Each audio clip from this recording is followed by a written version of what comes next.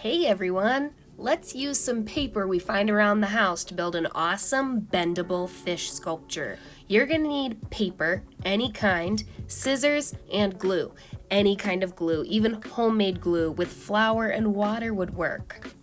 The first step is to decorate your paper. You can use anything you have around the house. I have this cool old spirograph set that makes these cool shapes and geometric patterns really easily. So I'm going to use a regular old pen and my spirograph to cover this paper in designs. I think you should just stick with shapes and lines and designs on your paper. I don't suggest drawing a picture of anything here unless it's a repeated pattern, like a bunch of flowers or a bunch of suns or something like that. Because you're going to be cutting up this paper pretty good. You don't want to get too attached to the picture you draw on it. Once you're done decorating the paper, you need to turn it into a square. So turn the paper vertically up and down, and then fold the bottom edge up diagonally to meet the side. It turns into kind of a triangle. Next, cut or tear off the rectangle part of the paper that's hanging off. Now unfold your paper and turn it like a diamond. Fold in each side of the diamond toward the middle.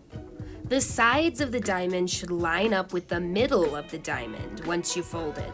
It should kind of turn out like a kite now. Okay, now we unfold the kite and fold it back down the middle to make a triangle again. Check it out, one side of the triangle is open, one side is closed. On the closed side is where you're going to cut or tear the paper, but cutting is best. You're going to cut the paper evenly all down the closed or folded side. The line in the middle tells you where to stop cutting. We also need to stop cutting before the end of the paper because we need it for the head. So check it out.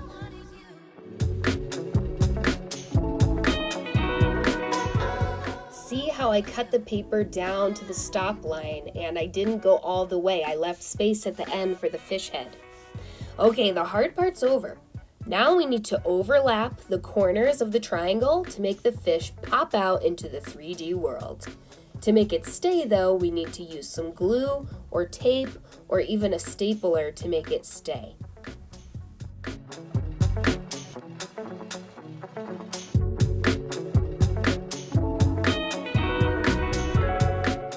Now you can see how his whole bendable body works. Let's finish him up. First, cut the corner or tip of the fish nose off. Round it off with scissors so that it looks more like a fish nose.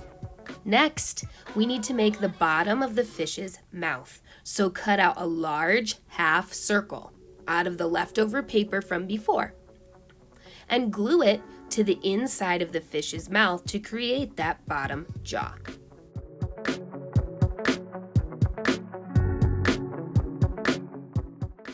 Next, we need 3 fins to glue onto the body. Find yourself some colorful paper or decorate some white paper yourself. Then fold the paper and cut out a fin shape. This is going to magically create 2 matching fins for the side fins. Now cut out the tail shape from some more paper. I decided to fold the paper again and cut out a heart shape for the back fin.